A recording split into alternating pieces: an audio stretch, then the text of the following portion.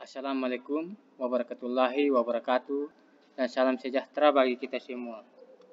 Selamat berjumpa di channel saya, Hendrik, salah satu dosen pengampu mata kuliah pendidikan IPS SD. Dalam hal ini kita akan membahas mengenai hakikat IPS dan karakteristik IPS SD.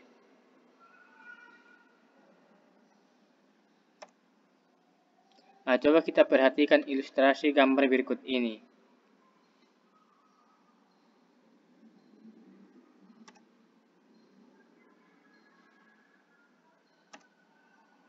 Nah, dari gambar yang terdapat pada slide pertama dan slide kedua, kita sudah dapat memahami apa sebenarnya IPS itu. Jadi, hakikat IPS atau ilmu pengetahuan sosial adalah ilmu yang mempelajari tentang aspek-aspek kehidupan manusia di dalam masyarakat. Atau dengan kata lain bahwa kajian tentang manusia dan lingkungannya, di mana kehidupan manusia merupakan suatu dinamika yang tidak pernah berhenti dan selalu aktif. Dinamika yang menggabungkan manusia dengan sesamanya dan dengan lingkungannya, sebagai ungkapan jiwa bahwa manusia sebagai makhluk yang berakal budi dan juga sebagai makhluk yang sosial. Nah, pada dasarnya, hakikat manusia itulah yang membedakan manusia dengan makhluk yang lainnya, bahwa manusia bukan hanya sebagai makhluk yang biologis, melainkan juga sebagai makhluk yang berinteraksi dengan aspek-aspek sosial, budaya, ekonomi, politik, hukum, dan sebagainya. Aspek-aspek sosial tersebut akan melahirkan ilmu pengetahuan sosial dan berkembang menjadi disiplin ilmu sesuai dengan perkembangan masyarakat. Nah, disiplin-disiplin ilmu, misalnya ilmu ekonomi, sejarah, sosiologi, antropologi, geografi, dan hukum. Nah, sebagai makhluk yang sosial, kita sebagai manusia hidup dengan sesama kita, kita harus selalu siap menghadapi tantangan-tantangan, baik itu yang berasal dari lingkungan kita, dari keluarga kita sendiri, dari teman kita sendiri.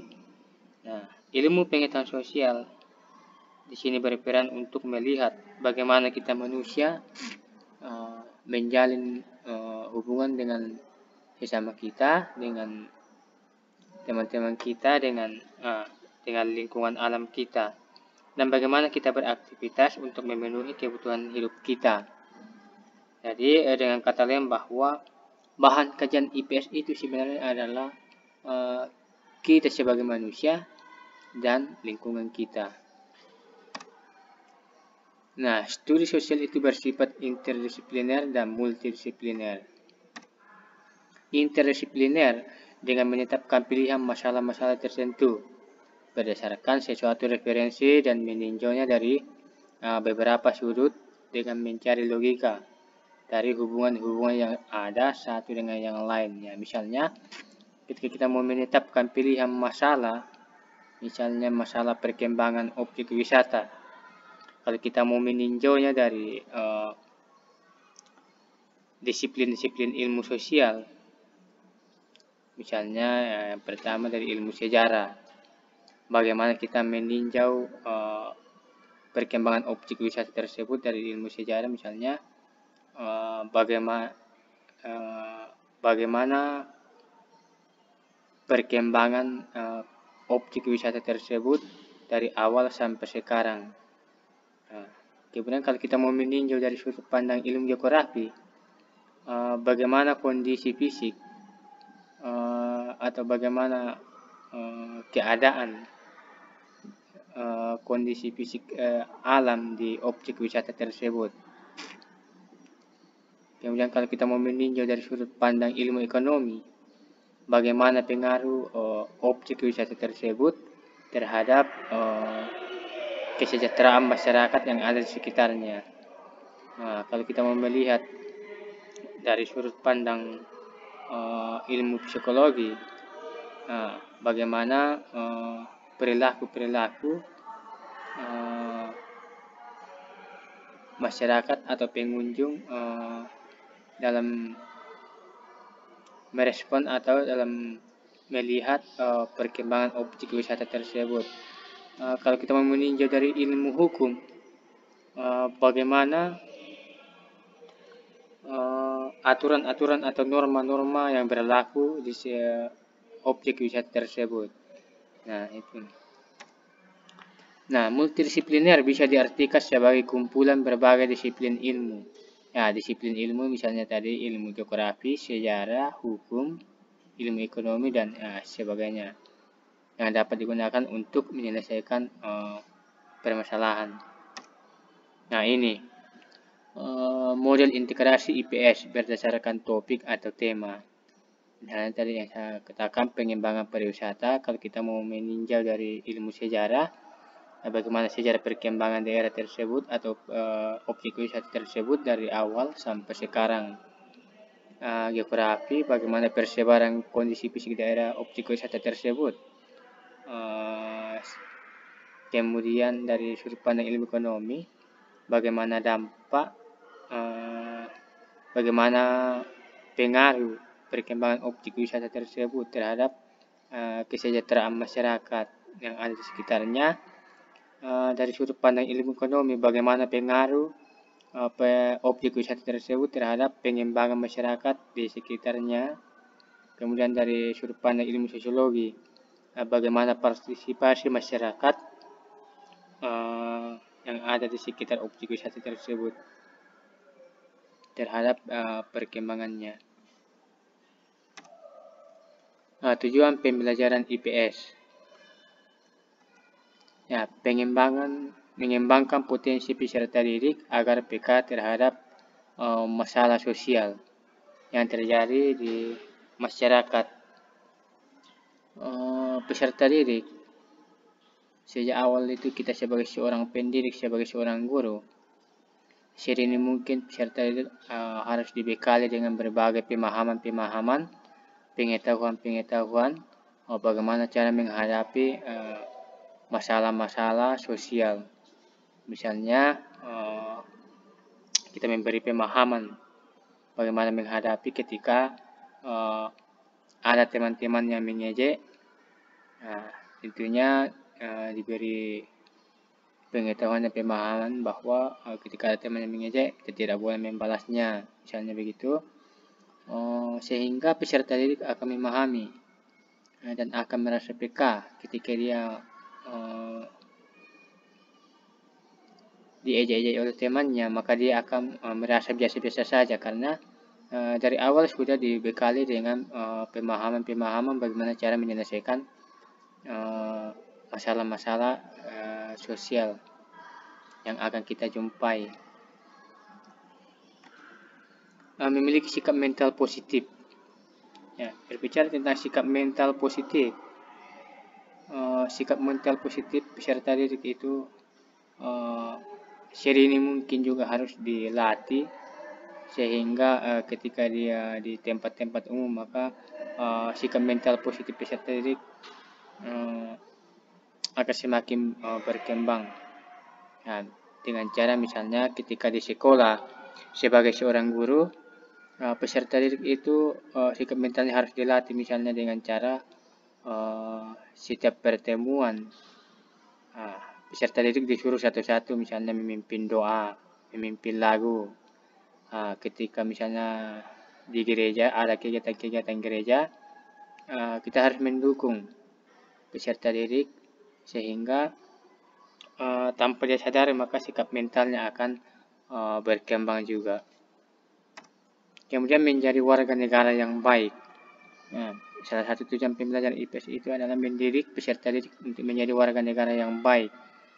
Misalnya ketika ada kegiatan-kegiatan dalam masyarakat, misalnya kegiatan-kegiatan sosial, peserta didik harus diikut sertakan. Misalnya ketika membersihkan lingkungan, sedini mungkin peserta didik harus diajari untuk ikut berpartisipasi. Kemudian ketika di sekolah, peserta didik akan selalu diberi pemahaman bahwa kita harus menghargai sesama kita, tidak boleh mengejek-ejek teman kita sendiri, tidak boleh berkelahi. Hingga seiring dengan perkembangan waktu, maka peserta didik akan juga menjadi kebanggaan orang tua sebagai warga negara yang baik. Nah, tantangan IPS. Pertama adalah pembelajaran ekspositori vs inquiry. Nah, pembelajaran ekspositori ini lebih menekankan kepada penyampaian materi dengan metode ceramah, sehingga bagaimana peserta didik bisa menguasai materi pembelajaran yang kita sampaikan. Nah, kemudian pembelajaran inquiry dalam hal ini lebih menekankan kepada bagaimana cara memecahkan permasalahan atau sebuah kasus. Nah, misalnya peserta didik diperhadapkan sebuah kasus atau masalah, kemudian peserta didik tersebut akan mengamati, kemudian menyimpulkan hasil temuannya. Kelas domitatif dengan kelas integratif.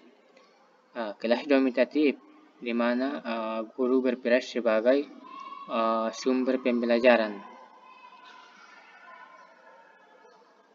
sedangkan kelas integratif ini di mana guru mengaitkan materi-materi pembelajaran dengan pengalaman-pengalaman siswa, misalnya kenyataan atau peristiwa-peristiwa yang terjadi di lingkungan sekitar. Nah, itu. Evaluasi dengan tes dengan evaluasi dengan portofolio. Evaluasi dengan tes akan berbeda hasilnya dengan evaluasi dengan portofolio.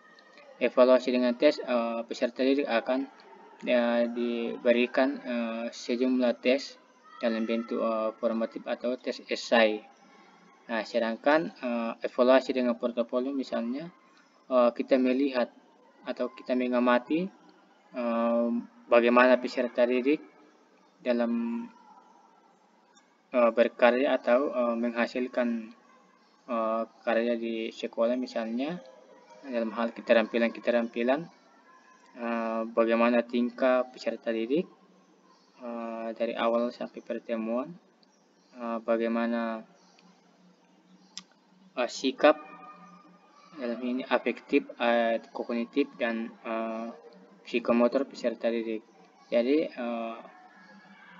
cara mengukur sampai sejauh mana pengetahuan peserta didik itu bisa dilakukan dengan evaluasi dengan tes dan evaluasi dengan portofolio. Kemudian guru sebagai penyembur pengetahuan vs guru sebagai fasilitator belajar. Nah, guru sebagai penyembur pengetahuan, ya misalnya dalam artian bahwa guru sebagai sumber pembelajaran, sedangkan guru sebagai fasilitator, di mana guru sebagai pembimbing, pengarah terhadap peserta didik. Kemudian terbahas atas bahan ajar dengan bahan belajar aneka sumber. Terbahas atas bahan ajar dengan bahan belajar aneka sumber. Nah, tentunya sekolah-sekolah yang di pelosok-pelosok dengan yang di perkotaan akan berbeda sumber belajarnya.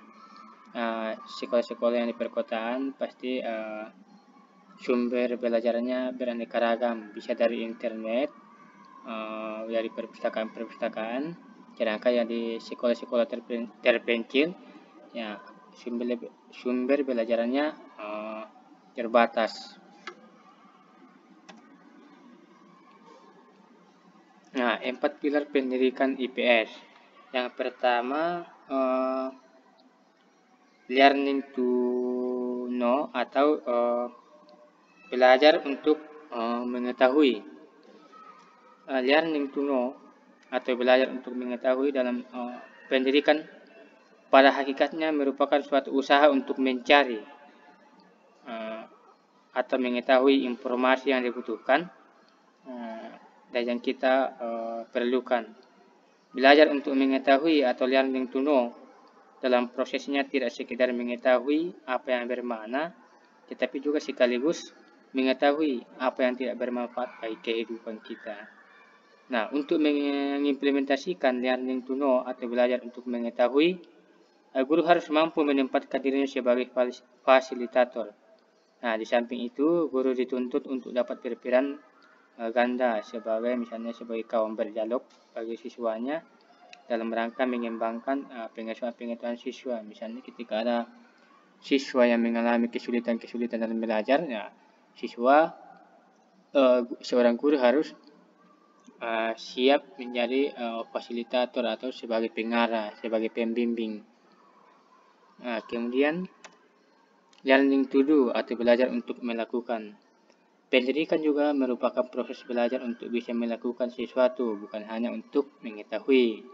Jadi proses belajar menghasilkan perubahan dalam ranah kognitif, peningkatan kompetensi, serta pemilihan dan penerimaan secara sadar terhadap nilai, sikap, penghargaan, perasaan, serta kemauan untuk berbuat atau merespon suatu stimulus. Jadi pendidikan membekali manusia tidak sekedar untuk mengetahui saja, tapi lebih jauh untuk terampil dalam berbuat atau mengerjakan sesuatu sehingga menghasilkan sesuatu yang bermakna bagi kehidupan dalam hal ini, ya, misalnya di bidang kesenian, bidang misalnya olahraga. Itu jadi sekolah sebagai wadah masyarakat belajar seharusnya memfasilitasi siswanya untuk mengaktualisasikan keterampilan-keterampilan yang dimiliki serta bakat dan minat agar learning to do ini atau belajar untuk melakukan sesuatu dapat terrealisasi. Nah, walau sesungguhnya bakat dan minat anak itu dipengaruhi oleh faktor keturunan, namun dengan tumbuh dan berkembangnya bakat dan minat juga bergantung pada lingkungan. Ya, seperti kita ketahui bersama bahwa keterampilan merupakan sarana untuk menopang kehidupan seseorang, bahkan keterampilan lebih dominan daripada pengetahuan semata. Nah, jadi sebagai seorang guru harus mampu memposisikan diri sebagai pembimbing, sebagai pengarah. Misalnya ketika ada peserta didik yang mempunyai minat dan bakat di bidang olahraga, ya sebagai seorang pendidik, sebagai seorang guru harus memperhatikan itu dan mengarahkan supaya bagaimana peserta didik tersebut dapat mengembangkan minat dan bakatnya. Selanjutnya yaitu learning to be atau belajar untuk menjadi pribadi yang utuh. Penguasaan pengetahuan dan keterampilan merupakan bagian dari proses learning to be ini atau belajar menjadi pribadi yang utuh. Nah, hal ini erat sekali kaitannya dengan bakat dan minat, perkembangan fisik, kejiwaan pribadi anak. Misalnya bagi siswa yang agresif, misalnya kalau di sekolah ada siswa yang agresif, akan menemukan jati dirinya bila diberi kesempatan cukup luas untuk berkreasi. Dan sebaliknya bagi siswa yang pasif, peran guru sebagai kompas atau sebagai penunjuk arah sekaligus menjadi fasilitator. Nah, jadi sangat diperlukan untuk menumbuh kembangkan potensi diri siswa secara utuh dan maksimal. Jadi menjadi diri sendiri diartikan sebagai proses pemahaman terhadap kebutuhan dan jati diri. Jadi belajar berperilaku sesuai dengan norma dan kaidah yang berlaku di masyarakat. Nah, belajar menjadi orang yang berhasil sesungguhnya merupakan proses pencapaian aktualisasi diri. Nah, selanjutnya learning to live together atau belajar menjadi sesuatu.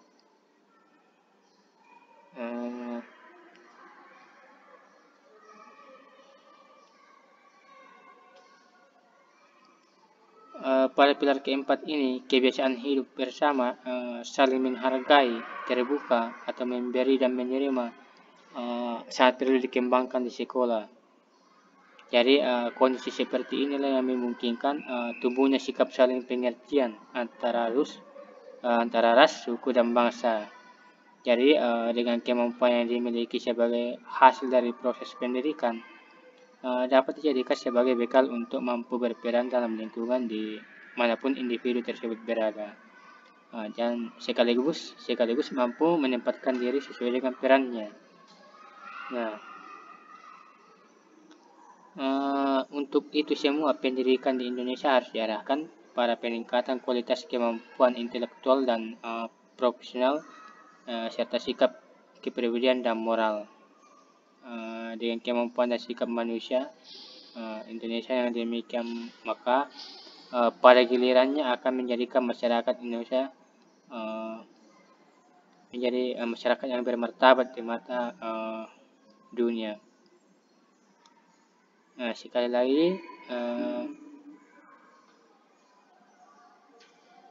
dengan pilar keempat ini ya, kebiasaan hidup bersama dan saling menghargai, terbuka, memberi dan menerima sangat perlu dikembangkan di sekolah, sehingga siswa dapat belajar untuk dapat menghargai temannya, dapat menerima temannya apa adanya, serta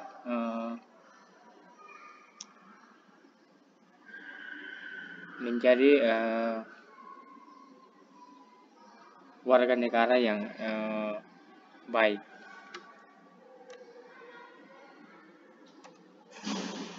Nah, landasan filosofis kurikulum IPS itu ada beberapa. Yang pertama itu esensialisme. Jadi esensialisme ini adalah aliran yang mengatakan bahwa atau aliran yang menginginkan agar manusia kembali pada kebudayaan yang lama. Artinya bahwa manusia atau peserta didik di masa sekarang ini tidak mengenal lagi adanya nilai-nilai kesopanan, tidak mengenal lagi adanya nilai saling menghargai.